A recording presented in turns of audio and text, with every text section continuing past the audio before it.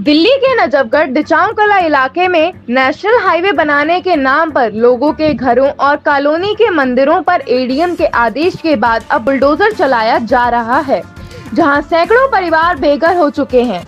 वहीं बेघर हुए लोगों का आरोप है कि एक तरफ जहां कोरोना महामारी और लॉकडाउन में कामकाज न होने की वजह से आर्थिक तंगी से जूझ रहे थे, ऐसे में अब सभी सरकारी विभागों की आपसी सहमति के बाद अचानक इलाके के एडीएम साहब ने एक कागज पर सभी की किस्मत लिख दी और महज कुछ दिन पहले इसे आदेश जारी करके आज सभी को बेघर कर दिया। जबकि यह मामला अभी कोर्ट में लंबित है और 2020 से कोरोना और लॉकडाउन के चलते अभी तक इस पर कोई सुनवाई भी नहीं की गई है। ऐसे में प्रशासन और स्थानीय एडीएम साहब ने लोगों के घरों पर बुलडोजर चलाने का फैसला सुना दिया है और बुजुर्ग व बच्चों समेत पूरे परिवार को रोड पर भीख मांगने के लिए खड़ा कर दिया है। जबकि यहाँ के लोग पिछले 20 सालों से इस जगह पर अपना पक्का मकान बनाकर रह रहे थे और इन मकानों में बिजली पानी जैसी सुविधाएं भी उपलब्ध है और इन मकानों के पावर अटॉर्नी के कागजात भी हैं। उसके बावजूद भी इन मकानों को कोर्ट के फैसले से पहले ही इलाके के एडीएम द्वारा अवैध घोषित कर दिया गया और बुलडोजर चलाकर जमीन खाली करवाई जा रही है। वहीं लोगों का यह भी आरोप है कि प्रशासन द्वारा हाईवे के नक्शे में भी फेरबदल किया गया है, जहां पहले नक्शे में पैमाइश के दौरान कई फैक्ट्रियां हाईवे रोड के अंदर आ रही थी और यह कॉलोनी हाईवे की जमीन से बाहर थी, लेकिन अब इन घरों को तोड़कर उन फैक्ट्रियों को बचाया जा रहा है। सबसे पहले अपना नाम बता दीजिए। मुरलीधर उपाध्याय नाम है जी। मुरलीधर जी, क्या समस्या है, क्या दिक्कत है? समस्या है जी कि हमारी कॉलोनी 99 की कटी हुई है और 99 से यहाँ रह रहे हैं लोग। 20 साल 21 साल 22 साल से लोग रह रहे हैं और इनको पहले जब ये कॉलोनी कटी थी तो यहाँ कोई रोड का प्रावधान नहीं है। बाद में का रोड प्रावधान तो हमारी ये लास्ट सीमा यही ये पोल जो है पोल तक थी। इसके बाद 20-25 मीटर 30 मीटर उधर जमीन थी और उनको उस जगह के जो इधर का जमीन छोड़ करके और अंदर तक गया था। बाद में उन्होंने क्या किया, इधर की जमीन बंटवा करके और उधर अपने को ले लिया और इधर करवा दिया रोड। इधर करवाने के बाद फिर भी 20-25-30 मीटर उनका अंदर जा रहा था, लेकिन अंदर जहाँ 2008-9 में दोबारा उन्होंने मुआवजा लेने के बाद दोबारा उन्होंने कहीं न कहीं ऊपर से मिल करके अफसरों से जैसे मिल करके दोबारा इसको, जिसमें शीला दीक्षित जी मुख्यमंत्री थी और महाबल मिश्रा जी सांसद थे, तो उनसे मिल करके या जहां से मिल करके उन्होंने इसको अवार्ड दोबारा 8-9 में इधर का करा दिया। इसके बाद किसी को बताया नहीं, उस अवार्ड को छुपा कर रखा। 2008 में 18 में इन्होंने नोटिफिकेशन दिया कि जमीन रोड में जा रही है। 2018 में नोटिफिकेशन दिया। इसके बाद हम लोग को जैसे पता है, हम लोग भाग दौड़ किए, कोई कुछ बताने के लिए कोई तैयार नहीं था। यहाँ जाओ वहाँ जाओ करते करते 2019 में फिर हम लोगों ने हाई कोर्ट में केस डाल दिया। जब हाई कोर्ट में केस डाल दिया, क्योंकि इसके पहले हमारी एक कॉलोनी टूट गई थी सामने की, तो कहे भाई ऐसे ही धोखे में हमारी टूट जाएगी। हर समय डीएम ऑफिस बुलाते थे, कहते अपना कागज दे जाओ और अपना एप्लीकेशन लेकर दे जाओ कि अपनी समस्या को वो ले लेते थे और ऐसे ही नोटिस डाल ले जाते थे, लेकर रख लिया, कोई जवाब नहीं। 6 महीना चुप बैठे रहते थे। जब तोड़ दिया तो हम लोग जगे, हाई कोर्ट में गए। हाई कोर्ट में जाने के बाद हमने प्रधानमंत्री को पत्र लिखा, प्रधानमंत्री टीडीए को पत्र लिखा, दिल्ली सरकार को पत्र लिखा। उन्होंने कहा कि हमारा कोई मतलब नहीं, हमने तो एनएचआई को ये सारा समर्पित कर दिया है। जब उन्होंने कहा कि एनएचआई से, तो एनएचआई को हमने संपर्क किया। माननीय नितिन गडकरी जी के माध्यम से एनएचआई में गए। 3 बार हम गए जी। संजोग दुर्भाग्य हमारा देखिए कि हाई कोर्ट से हमें 6 जुलाई 2020 को तारीख लगी थी और उस समय लॉकडाउन लग गया। इसके बाद हमारी केस आई गई नहीं। 1 जनवरी 2020 को टीडीए की इंक्वायरी आई। हमारे पास जो अफसर आए, उन्होंने सारे मकानों का फोटो लेकर गए, सारे मकानों का नंबर लेकर गए, सबके नाम लेकर गए। कहे कि साहब हमारे रिटायर्ड होने वाले हैं, हमारी अंतिम है, हम कोई गलत रिपोर्ट नहीं जाएंगे, हम रिपोर्ट भेज देंगे। 6 जुलाई को तारीख पर जाएंगे, हम सारा रिपोर्ट देंगे। लेकिन 6 जुलाई को तारीख हमारी लगी नहीं, लॉकडाउन हो गया था। इसके बाद हमारी कोई सुनवाई नहीं। हमने अपने वकील से बात करते रहे। एनएचआई को आपने समस्या बताई तो एनएचआई की तरफ से क्या? एनएचआई ने कहा जी कि डीडीए जो हमें जमीन देगी उस पर रोड बनाएंगे। कहेगी सरकार अगर किसी का मकान देगी और खाली जगह छोड़ देगी तो मकान तो नहीं, हम इंक्वायरी कराएंगे। उन्होंने 2 बार इंक्वायरी कराई। इंक्वायरी कराने के बाद ये नक्शा हमने डीडीए जाकर एनएचआई को देकर आए।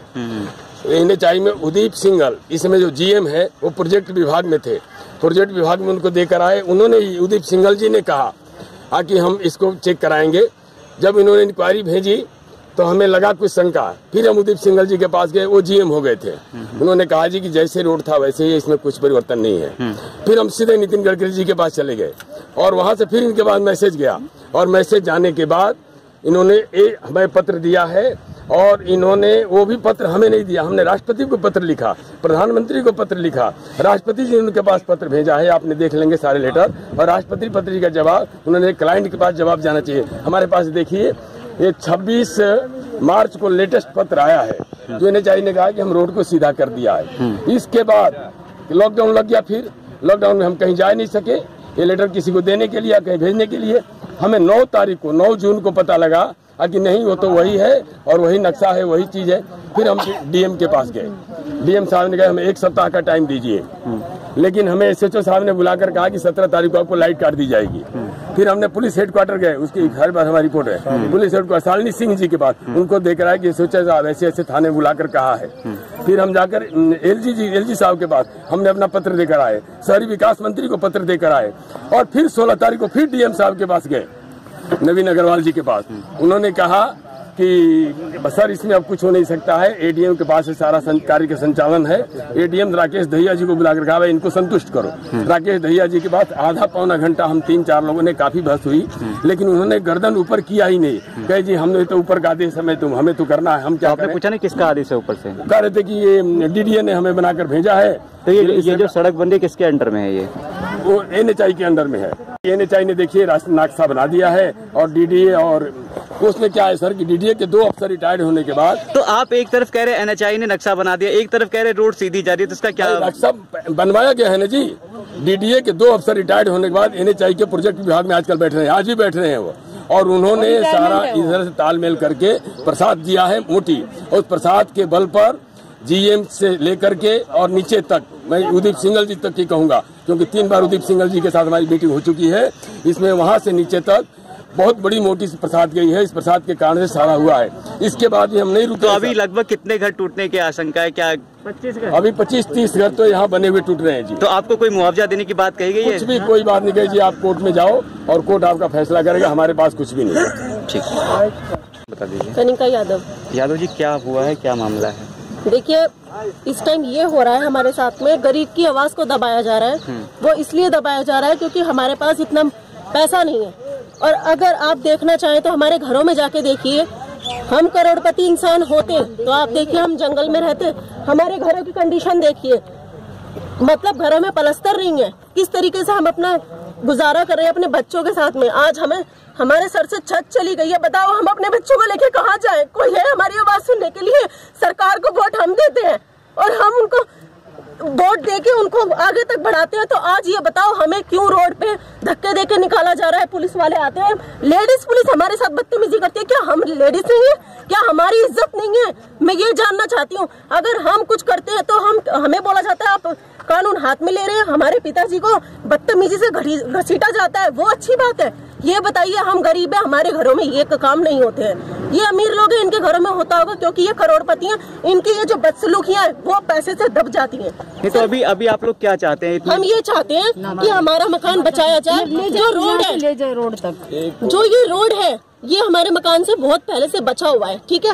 सिर्फ पैसे की भूख की वजह से लोगों ने अपनी भूख मिटाने के लिए हमें अपने पैरों के नीचे दबा दिया है। मैं सिर्फ ये कहना चाहती हूँ, हाथ जोड़ के मेरी सबसे विनती है कि हमें बचाया जाए। आप देखिए हमारा सारा परिवार है, हम कहाँ जाएंगे? हमारी कंडीशन देखिए, लॉकडाउन है, हमारे पास नौकरियां नहीं है, हम अपने बच्चों का पेट कैसे पाल रहे हैं? हम जानते हैं, हम घरों में काम करते हैं, मेहनत मजदूरी करते हैं, कोई सब्जी बेचता है, कोई अंडे की रेहड़ी लगाता है, कोई घरों में काम करता है। बताइए हम कोई हमें देगा फ्लैट? तो क्या जो आपके मकान किराए पे भी नहीं दे रहा है? जो आपके मकान तोड़े जा रहे हैं, क्या उसका कोई मुआवजा वगैरह? नहीं जी, कुछ नहीं दिया जा रहा। हमें धक्के मार के घर से बाहर बेघर करा जा रहा है इस टाइम पे।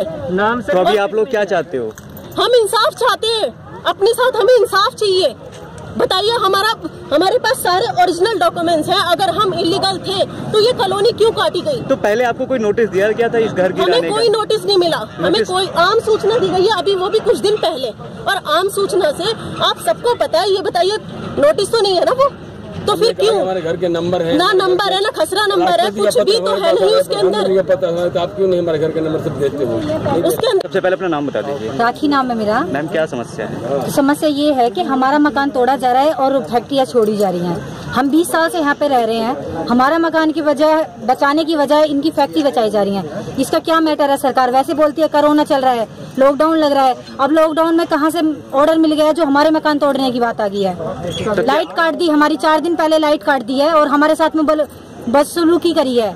बुजुर्ग आदमी को खींच के ले गए रोड पे, वीडियो भी है हमारे पास। क्या चीज बन रहा है जो आपके घर तोड़े जा रहे हैं? रोड हाईवे बन रहा है, यहाँ पे इंटरनेशनल हाईवे है, ये हाईवे बन रहा है और आगे से पीछे से फ्लाईओवर निकलता हुआ आ रहा है और आगे भी फ्लाईओवर है और बीच में रोड कर दिया जा रहा है। क्यों? पब्लिक को मारने के लिए साजिश हो रही है गवर्नमेंट की। तो आपने इसकी कहीं कंप्लेंट दी? क्या कार्रवाई हुई? बिल्कुल, ये कार्रवाई केस में कोर्ट में केस चल रहा है, कोई सुन ही नहीं रहा है। अब ये बताओ हम क्या करें? गरीब आदमी सामान निकाल के हम रोड पे बैठे हुए हैं, कोई किराए पे मकान देने के लिए तैयार नहीं है, कहाँ जाएं? तो अभी आप लोग क्या चाहते हैं? हम ये चाहते हैं कि हमारे मकान बचाए जाएं, रोड बेशक सीधा निकाले जाए, कुछ भी हो हमें नहीं पता, पर हमारे मकान बचने चाहिए। गवर्नमेंट से हमारी यही। कौन सा इलाका है? हमारा ये है Indira park high tension intention part 2 Nangli Sakrawati. ठीक सर, सबसे पहले अपना नाम बताइए। मेरा नाम लाभ सिंह है। हाँ बताइए सर। सर जी, हम 2020 से यहाँ 20 साल से हम यहाँ रह रहे हैं और हमारे पास यही आखिरी पूंजी थी और इसके अलावा और दोबारा नहीं खरीद पाएंगे। हम सीनियर सिटीजन हैं और हमारी पत्नी की एक्सीडेंट में टांगे टूट गई थी, सरिये दोनों टांगों में डले हुए हैं। अगर हमें धक्के ही खाने हैं इस उम्र में तो इनको पहले हमारी जगह लेने से पहले हमारे को रहने का कोई फ्लैट दें या ज़मीन दें, जितनी जैसे ज़मीन है जिन जिन लोगों की उतनी ज़मीन दें ताकि हम वहाँ अपनी झुग्गी डाल के बैठ जाएं। इन्होंने ऐसा हमारे लिए कुछ नहीं सोचा, ना तो प्रधानमंत्री के ऐसे जो भी विचार होते हैं जी सबका घर होगा, सबके लिए हम फ्लैट देंगे, वो सब कुछ बेकार है। वो वादे झूठे हैं। केजरीवाल के भी वादे झूठे हैं और भी जो भी बड़े मंत्री हैं उनके वादे झूठे हैं। तो अभी आप लोग क्या चाहते हैं? हम चाहते हैं कि अगर तुरंत वो हमारे से जगह ले रहे हैं, हमें भी तुरंत किसी जगह में बसाया जाए। बहुत सारी जगह है हमारे दिल्ली में जो कि सरकार डीडीए दे सकती है। हमारी हाथ जोड़ के बेनती है, हमारे सीनियर सिटीजन के हैसियत से हमारे ऊपर मेहरबान हो, दयावान हो, ताकि हमारी वो मदद कर पाए। किसकी तरफ से ये रोड बनाई जा रही है? किसकी तरफ? ये रोड जो भी ये रोड है ये डीडीए ने और जो भी ये एडीएम डीएम पटवारी और जो भी पुलिस अफसर हैं इन्होंने सब ने सेटिंग करके और बड़ी बड़ी कंपनियों को बचाने के लिए हमारे गरीबों के घर तोड़ने के लिए जोर जबरदस्ती किया है। बिजली के जो मीटर काटे गए हैं हमें मार पीट के काटे गए हैं। हमने उनसे रिक्वेस्ट की कि 2 दिन 4 दिन के बाद काट लेना, लेकिन उन्होंने हमें गाली गलौज भी दिया, हमें घूसे मुक्के भी मारे और हालांकि बेघर हुए लोगों को दुख इस बात का भी है कि इन मकानों का मुआवजा भी इन्हें मिलता नजर नहीं आ रहा, क्योंकि इसका मुआवजा भी शायद इन जमीनों के जमींदारों के पास ही जाएगा, क्योंकि जमींदारों ने इन जमीनों को पावर अटॉर्नी पर बेच दिया था, जबकि मुख्य दस्तावेज जमींदारों के पास ही है जिसे सरकार मान्यता देगी। ऐसे में बेघर हुए लोग पूरी तरह से कानून विभाग और जमींदारों के बीच पिस चुके हैं और अपना सब कुछ खोकर रोड पर आ चुके हैं। हाईवे के नाम पे लोग कह रहे हैं कि हमारे मकान तोड़ दिए और मुआवजा नहीं दिया। ऐसा गलत है। ये 2008 और 2010 का अवार्ड है बिचाऊ और नंगली और रोशनपुरा का। ये आज जो कार्रवाई हो रही है लैंड एक्विजिशन कलेक्टर की निगरानी में अवार्डेड लैंड है, जिसको डीडीए को हैंडओवर करके और वो national highway authority of India को हैंडओवर करेगी। जहाँ तक मुआवजे का सवाल है, जो भी टाइटल ऑनर है, ज़मीन का मालिक है, या अगर उसके पास कोई और डॉक्यूमेंट है तो उसका निपटारा एडीएम के ऑफिस में होता है। इनकेस फिर भी कोई सेटिस्फाइड नहीं होता तो वो सारा मुआवजा एडीजे कोर्ट में जमा हो चुका है, वहाँ से भी वो निपटारा किया जा सकता है। बाकी जो एनक्रोचर हैं, जो भी अवार्डेड लैंड पे हैं, उनको हटाना ड्यूटी है, उसको हटाया जा रहा है। यानी जिनके पास पावर अटॉर्नी है उनको मुआवजा नहीं मिलेगा। ये इंडिविजुअल केस पे डिपेंड करता है कि कौन से वर्ष की वो अटॉर्नी है और किस तरीके का डॉक्यूमेंट है, लेकिन ईच एंड एवरी एप्लीकेशन को एडीएम द्वारा सेटल किया जाता है। उसके बाद ये कार्रवाई है, और अगर फिर भी कोई सेटिस्फाइड नहीं होता तो एडीजे की कोर्ट में जहां मुआवजा जमा है वहां से निपटारा हो जाता है। फिलहाल पूरी कॉलोनी में मातम पसरा हुआ है, जहां बेघर हुए लोगों को समझ नहीं आ रहा है कि अब वह कहां जाएं और किससे गुहार लगाएं, जबकि उनके पास राष्ट्रपति और प्रधानमंत्री तक लगाए गए गुहार के कागज भी मौजूद हैं। फिर भी किसी ने उनकी सुध नहीं ली है।